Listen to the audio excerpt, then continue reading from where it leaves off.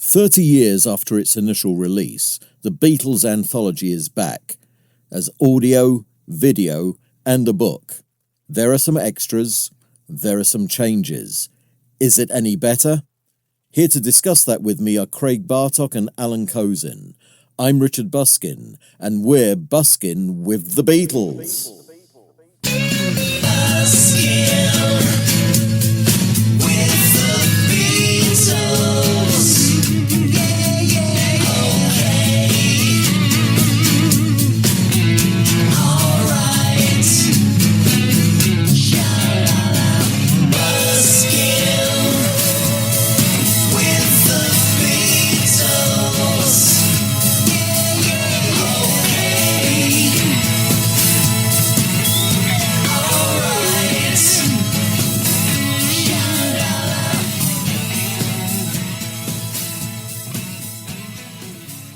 In this episode, we're largely going to be focusing on Anthology 4, the audio. But what about Anthology 1 through 3, which has been remastered? I haven't paid that much attention. What do you know about it, Allan? There is a bit of tweaking that has gone on. For instance, Mr. Moonlight, take 4 on, I guess, Anthology 1, was in mono originally. Now it's in stereo. Shout has had, there's a hand clap you can hear at like 30 seconds in or something like that you couldn't hear on the original one that had been cut out of the original. A few seconds cut here, a few, extended outros there. Things have changed slightly. There are some other weird things, like, as you may remember, You Know My Name, Look Up the Number, was a combination of mono and stereo, the mono from the single, the stereo from the rest. So there's one small section that had been in stereo, and when I say small section, I mean like 4 seconds, that had been in stereo on the original Anthology and now is in mono. There's a whole list of little tweaks that they've done. But it's essentially the same set. But there are a few new stereo things, a bit more stereo ambience on some of the early tracks. Things like All My Lovin' from the Sullivan Show have, had sort of Maldi mixing and now are in stereo. So, stuff like that. If you're an absolute completist, even though you already have volumes 1 through 3, you kind of need them again. Well, yeah, I need them again. I do not need them again. And I listen to Anthology now. It's very limited for me. The thing that really interests me most is around the Sgt. Pepper era. The early things are just, you hear them once or twice and you just go, okay, this is cool, but it doesn't have any real lasting power with me. Yeah, and even when it comes to the new Anthology 4, we've heard a lot of the tracks on there. Yeah, so the first 3 tracks, I Saw Her Standing There, Money, and This Boy, were on that Bootleg Recordings 1963 collection that was released just on iTunes in 2013 as a copyright renewal thing. Then we have a whole bunch of new things, up to the stuff from Revolver. So Got to Get You Into My Life and Love You Too, and then Strawberry Fields and She's Leaving Home from the Pepper Super Deluxe Edition. Those are from Revolver and Pepper. Then we've got a few more new things. And then it picks up again at the White Album with Good Night, While My Guitar Gently Weeps, You're So Square, Baby, I Don't Care, Helter Skelter, Take 17, I Will, Can You Take Me Back, Julia, all the rest of that stuff, and into Abbey Road. In fact, really all the rest of the set, with the exception of the remixes of Free as a Bird and Real Love, have all been out before. So in a way, Anthology 4 is largely a sampler of the Super Deluxe editions that we've had. Yeah, I do love the version of I Need You, which we now hear for the first time.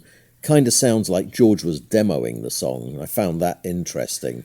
And then there's Nowhere Man, on which we hear them come straight in with those great harmonies. Yeah. Which tracks caught the ears of you guys? Oh, Baby You're a Rich Man. They're beginning to sort of put it together, and there's a lot of it is already there in the instrumental arrangement, but it still has a way to go. And for me, the other thing was Walrus, the orchestration of Walrus. Incredible stuff. Oh, yeah. Pity that wasn't out when we did our orchestration show a few episodes. Yeah, I agree. Yeah. I'm so glad that is out, because there's been a sort of a bootlegged version of that on YouTube for a few years now. And I go back and reference it just because I think it's such an incredible work of George Martin's abilities. And just to hear it in a pristine version is worth the price of admission right there.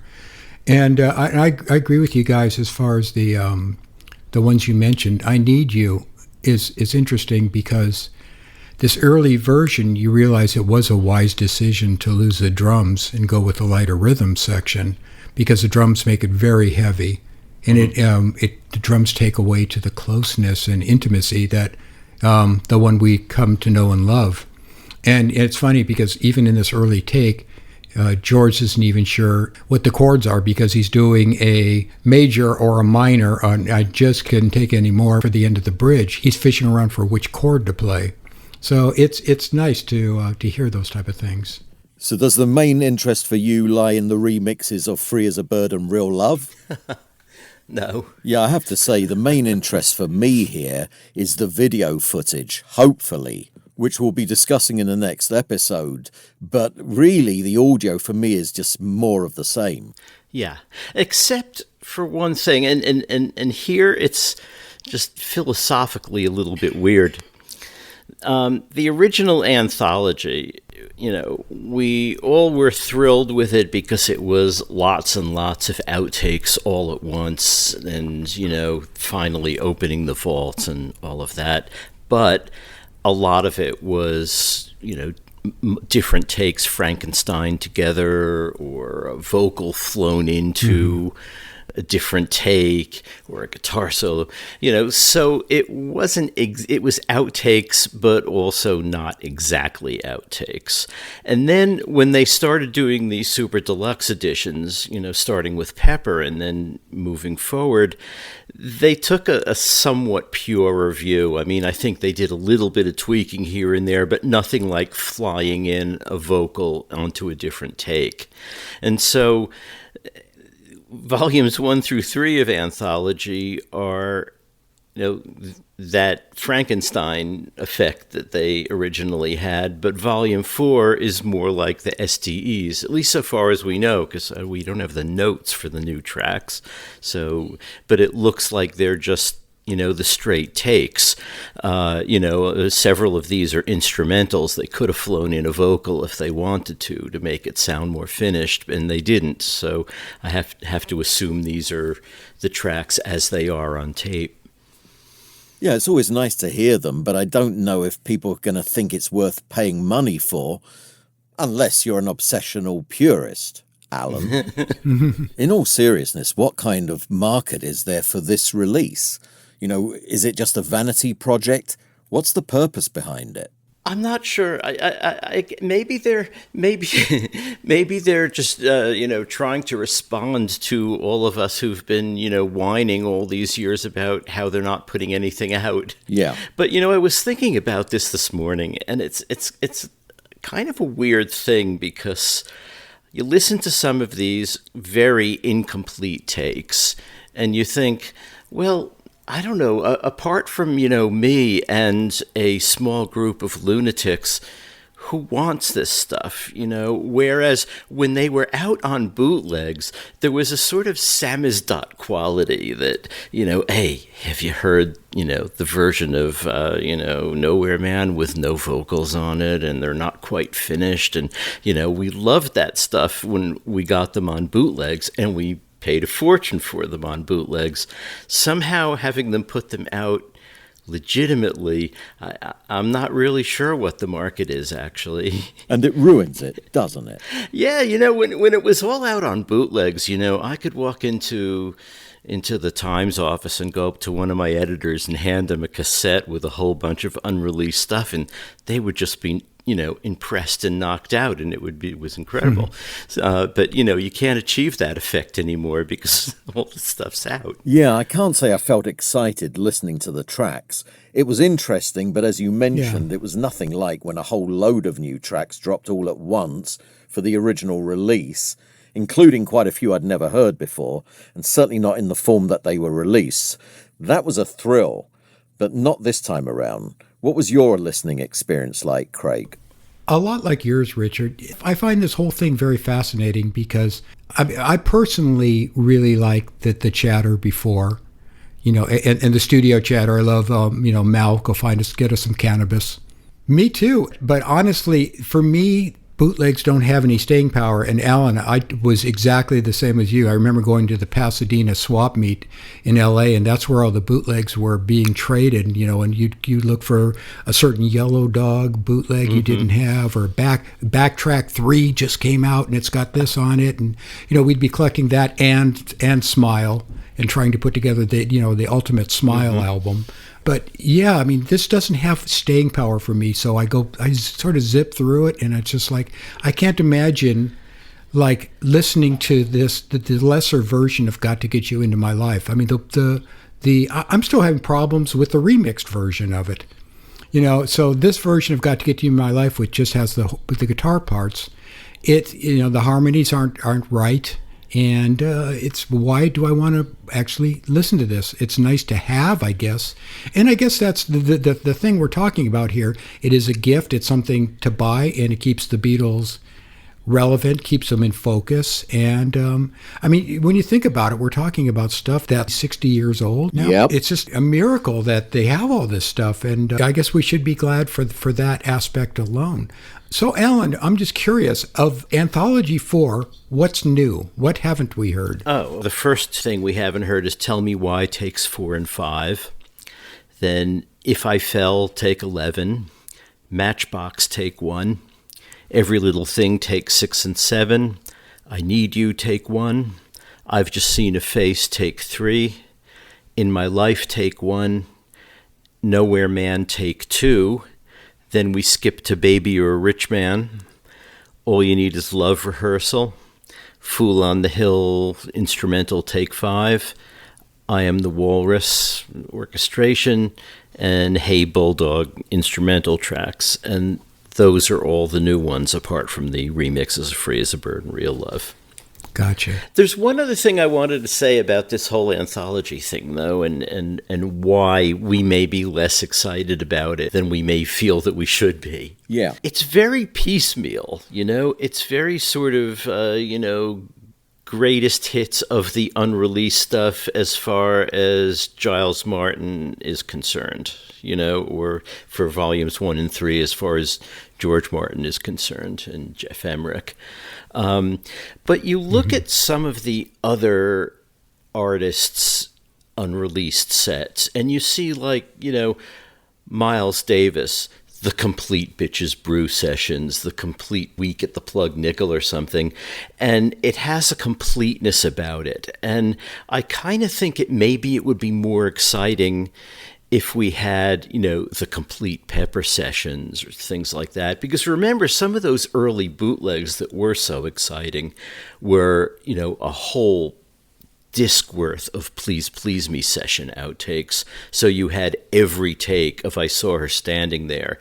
The March 5th, 63 session, we had every take of From Me to You and Thank You Girl and One After 909. That made really interesting listening because you could hear the things taking shape. Here you can hear them taking shape only in the sense that you have this one outtake that is maybe a little bit sloppy or maybe just instrumental, not complete. And of course, we know the finished version, so we can guess the road between those 2 points. But it was much more exciting on those early bootlegs where you're getting all the takes of something and hear it really come into shape. Yeah, absolutely. But Allan, I'm just curious, is that really possible? Because when we're talking about the early takes, I mean, I love all the sessions from those early things, but back in those days, they were recording everything live, and the reason they didn't take them kept taking them is because they would need to edit them together oftentimes to get a full take. Now, when start talking from Pepper on, we're talking 4-track. I mean, I'm just curious to know how much of that stuff is actually in the vault, or how much did they just go back and erase over and just redo? They did a lot of that later on. That's true. But, if you read Mark Lewison's Sessions book, there's a lot of interesting stuff, happening there. So it must be documented, or the tapes must exist for a lot of it. So right. I don't know. I don't know really what there is. That's part of the problem, I guess. But yes, the evolution of a song is very interesting as opposed to just hearing, outtake 9. Right. Or outtake 17. I mean, just to be able to hear, it from, creation to completion would be a fascinating thing. Mm-hmm. Agreed. It's the marketing angle. As if they're trying to make it accessible to the general public when the general public's not going to be engaged anyway. So if you're going to issue something like this, you might as well cater to the nerds. Yeah. We keep joking about it, but we're really at this point where this is almost like a collection of anthology oldies. And as we've suggested before, why not just give us the stems to do our own mixes? Well, yeah, that's the thing. And, with Atmos and, putting things out on Blu-ray, they actually could give us the multi-tracks.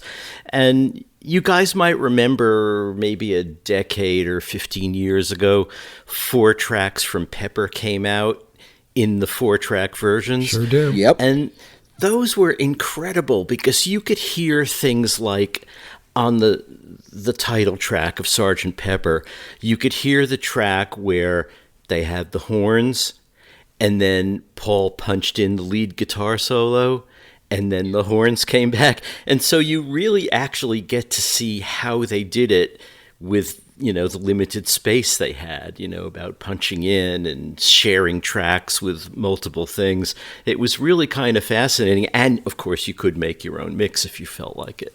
And it's getting to the point where that's becoming possible, where they don't need to give us tracks. I mean, the quality is getting better and better. I still don't use that for any. I was just showing somebody this morning on Logic Pro, how the stem splitter works. And you can still hear the artifacts and all that. And there's a few people on YouTube that seem to have some inside track to be able to remix things and do it pretty well. But it is getting to that point. But Allan, those 4, the Sgt. Pepper stuff that came out, it was fascinating to solo the tracks and hear them making noises in between and the chatter and there's things you thought you heard in Sgt. Pepper's. Now you can go back and validate it and say, oh, that was Paul doing something in the background there, or right, that type of thing. That is what that there. Somebody does pick up a tambourine for a second. Right. If we could get the multi-tracks of, say, I Am the Walrus, we could show Giles how to make a remix of that without turning it into a pig's dinner. Yeah, absolutely. Oh, boy. In terms of the 13 extra tracks, apart from being placed in chronological order, do they actually tell a story? They don't for me. Mm-hmm. They're random takes that are of interest, but of interest again to the absolute nerds. So I just don't see the point of it. What I found interesting about, like, If I Fell is John, the way he plays the guitar on the intro. I believe he's probably playing with a drumstick because I used to do that all the time as well. If I fell in love with you, and he's going bum, bum, bum, bum, bum. So that's not strumming the guitar. That's definitely like a drumstick hitting, which gives the guitar almost a harpsichord type of effect, which I thought was, once again, it's cool to hear them experimenting at that early stage with something like that. And it's also nice to hear, like, If I Fell, to hear what the vocals would sound like if they weren't double tracked all the way through. And for me, that's a cool thing because it's If I Fell is a very personal type of song, and we all know what double tracking does. It makes it sound more professional, but it takes away the personal side of it. So that's a good example for me as to why I would get Anthology for. Okay. It also shows you, and I mean, in that particular example, in the finished version, one of the neat little things is George does these sort of single chord punctuations, between lines, and that's not here yet. You hear him sort of waffling around with a single line kind of thing, and I guess he decided to drop that in favor of the chords. But so, again, you get to see some process. That's what I like about these outtakes, any outtakes generally, is you get to see the process of creation taking place. And that's why I'd like all the outtakes, so you really can see it. But even with just one like this, you can see, okay, this is at this state now. They haven't yet thought of this. They haven't thought of that. And then they change that to this, and all that is, to me, kind of fascinating. Absolutely.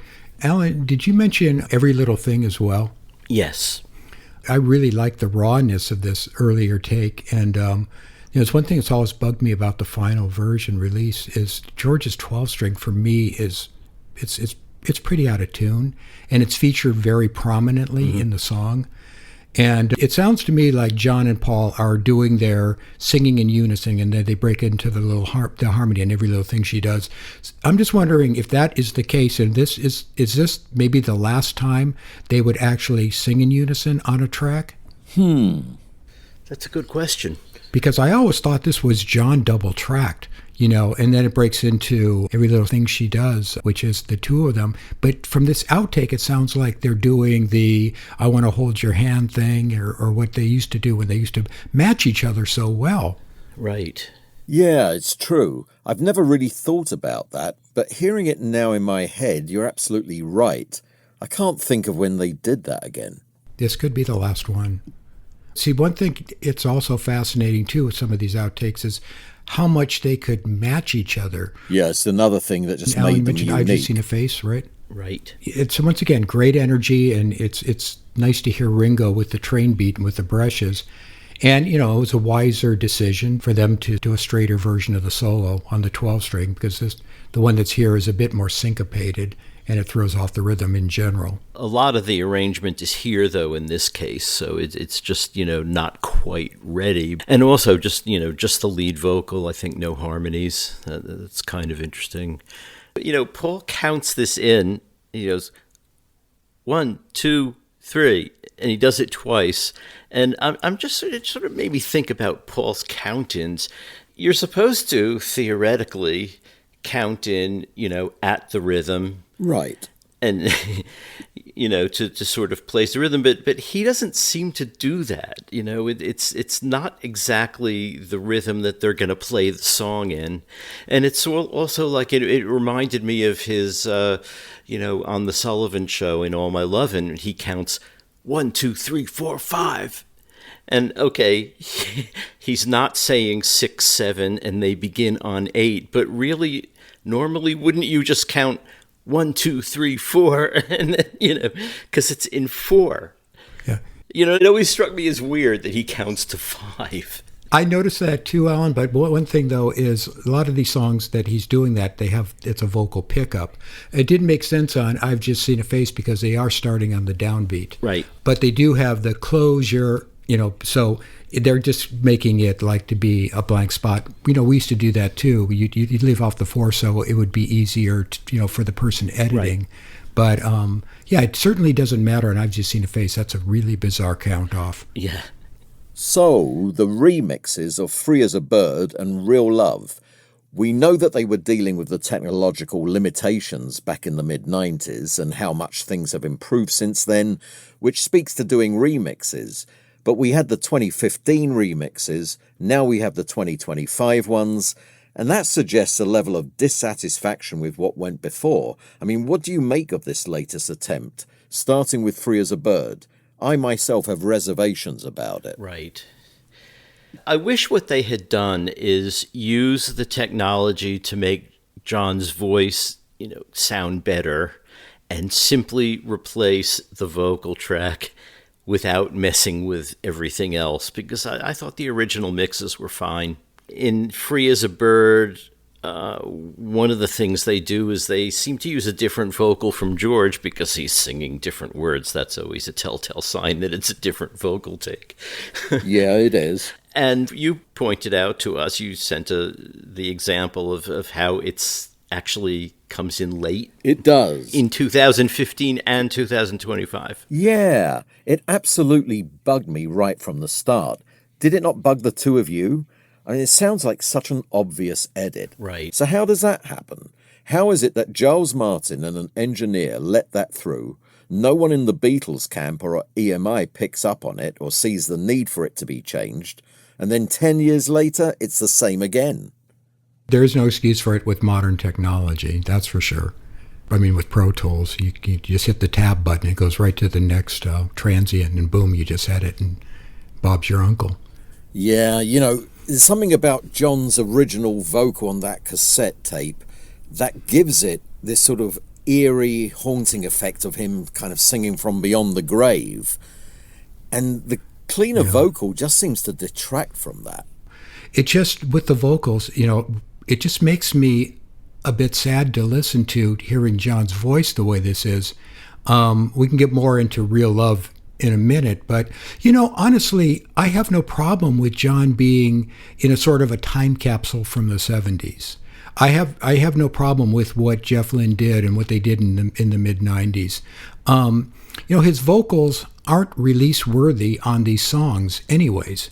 I mean, just imagine. Okay, let's use this for an example. So we've all heard the earlier versions of Yes It Is, where he's kind of just singing "If You Ever," no harmonies, and he forgets the lyrics, and what if we use that for an example? So what if Yoko had John playing Yes It Is on piano, and they said, okay, well, we're going to finish that song, and this is all we had for a vocal. Should it be out? My answer is no. I mean, it's not a release worthy vocal. So if it's not going to be that, then it should have some kind of, to your point, Richard, should have some kind of vibe or quality to it, or knowing that it came from a cassette, we all knew that, and we accepted it, and we all kind of said, well, John would probably want his voice screwed up anyway, so it's kind of cool. Yeah, he's demoing at home onto a cassette, and he's singing throughout in falsetto, whereas in the studio, although there might still have been some falsetto, he'd also probably be singing in head voice most of the time. So that right there compromises his performance for me. Yeah, nobody that's at home doing a songwriting session or a vocal demo would sing anything out loud like that. I mean, they just kind of wouldn't. You just get the melody across. Like John, when he was demonstrating Imagine, to the people, he's standing around the piano. He's not singing at full voice. It's just kind of not what you do. Yeah, it's a little problematic, The first time I heard it, I kind of liked it because I felt that the voice sounded so much like a studio vocal, like a proper studio vocal, and I thought, well, they really did clean that up. That's some technology they have there. And then as I listened to it over and over, it seemed more diffuse than the original. The original, the whole mix, top to bottom, just had a really good, tight, compact sound, and somehow now it just seems, I don't know, I kind of think that now I'm still going to go back to the original to listen to it if I want to hear the song. And of course it's also it's on volume 2 of Anthology, so it's right here. Yep. And they're tempting you to make that comparison. You know what it's like? It's like the Hamburg tapes, where they keep dicking around with it and supposedly improving it, and then 40 or 50 years later, we listen to the original unenhanced recording and go, you know what, that's a whole lot better, because they've just been messing and messing and messing. And I feel that's what's happened here with Free as a Bird. There's been so much messing with it, we're better off with the original. Yeah. I mean, they can basically take instruments and highlight them, like different parts with George, or bring up the background vocals. But, Jeff Lynne did a pretty damn good job back in the mid '90s with what he had and everything. And he knows what he's doing. I mean, you could argue about Jeff Lynne's production, but you're right, Allan. I think it lacks the cohesiveness that the original had. It does feel like it's looser, and that may not necessarily be a good thing for a song like Free as a Bird, where it almost has more of a squashed type of revolver type of vibe to it. When we get to Real Love, you and I may have to agree to disagree, Craig, because while clarifying his demo vocal exposes more of the flaws, I do now hear stuff that makes it a slightly better vocal performance by him. I hear more of the vocal inflections, including when he goes up on the notes, which in previous versions, flew right by me. So for that reason, this might be the keeper for me that I listen to from now on. Although about 17 seconds have been faded out at the end, meaning we lose some of George's outro licks, which I love. Like on the outro to What Is Life, those little licks which are there for a reason and have been left in for a reason. I find that really baffling. Plus, eliminating little George guitar licks. Yeah. So it's a mixed bag. I've actually made my own version, which is extended at the end with the full fade out. You may have a market for that, Richard. Yeah. But you really don't like that vocal, do you, Craig? Not at all.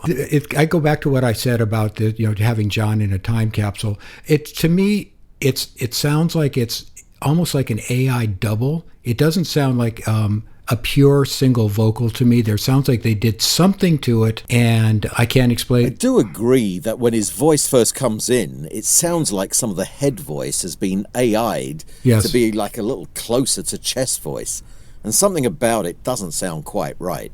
Yeah, something's going on with it. I can't, I haven't done the stem splitting, so I was just so kind of turned off by just listening to that intro part of the first verse.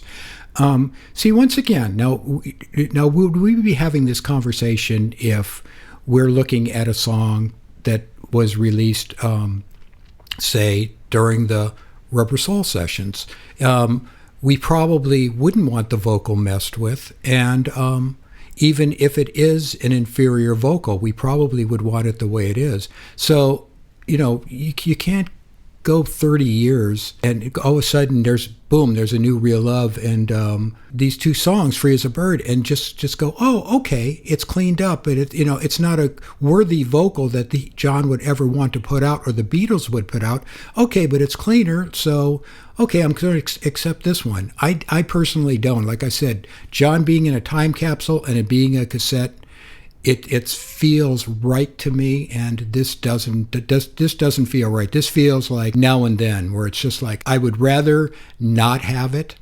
Personally, yeah, I'm glad I listened to it, but there's just certain things that like I'm just more of a purist about.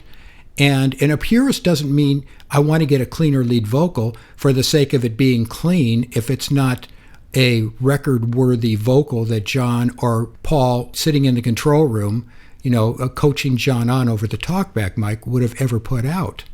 Yeah, Allan, when we first discussed this new remix of Real Love, your initial reaction was that you were kind of blown away by the clearer vocal and really liked it. Same as me. Have you since revised that opinion?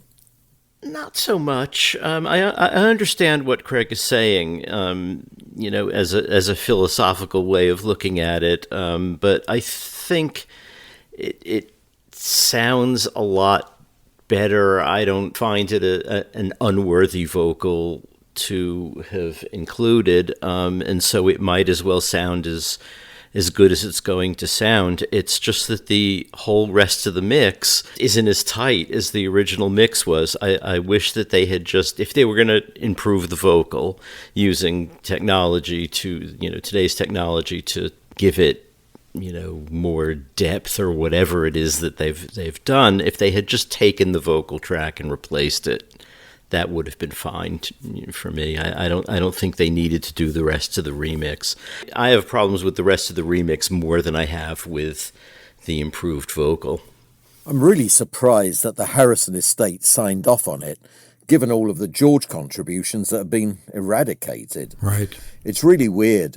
So anyway, What are now your overall feelings with regard to the trio of post-Beatles singles, all John songs, Free as a Bird, Real Love, Now and Then? How do you rate them as a trilogy? Well, they definitely go for me in that order you just said. I love Free as a Bird. I loved it when I first heard it. And Real Love feels like it's slightly under, quality-wise, of Free as a Bird. And then we get into Now and Then, which is a whole other thing. But, the one thing about Real Love and the mix, and I totally agree, Alan, for some reason, the mix is extremely bass shy, which is odd because it seems like all these remixes, it's almost like placating Paul's being around, and his bass is so present and so big. But when I listened to it, I just was like, wait a minute, where's the low end on this song? It's almost like the bass is like half volume. All the low end is coming from the kick drum. And I'm hearing other things, but that maybe not necessarily is a good thing. The balance of the overall mix just isn't as good as the original one that came out for Real Love. Yeah, and I often feel that these Giles Martin remixes, like when we mentioned Walrus before, a lot of it feels like he's making these changes just for the sake of it. What can I do here to make it sound different without it feeling artistically justified whatsoever? Yeah, you're exactly right, Richard. And you just basically said in 2 sentences what the problem I have with the remixes overall. I wish there was a third remix where on all these albums where everything was placed properly, panning wise, so you don't have the drums coming out of the right speaker and the bass coming out of the left speaker. Clean up the tracks so you get rid of any uptape noise and hiss, and get rid of the reduction so you can go back to the source and just mix it that way.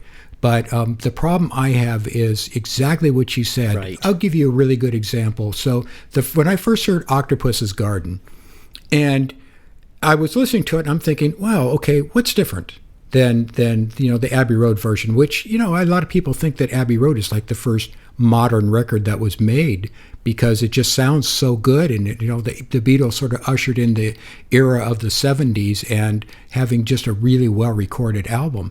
So I went back and listened, and George is doing the guitar in Octopus's Garden in the verse. I like to be, he's doing da da da da da da. It sounds like it could be through a Leslie because he did a lot of stuff through a Leslie around that time. In the original mix, it just panned to one side. And Ringo's drums are straight up and his vocals straight up. And now when Giles gets a hold of it, he stereo spreads it.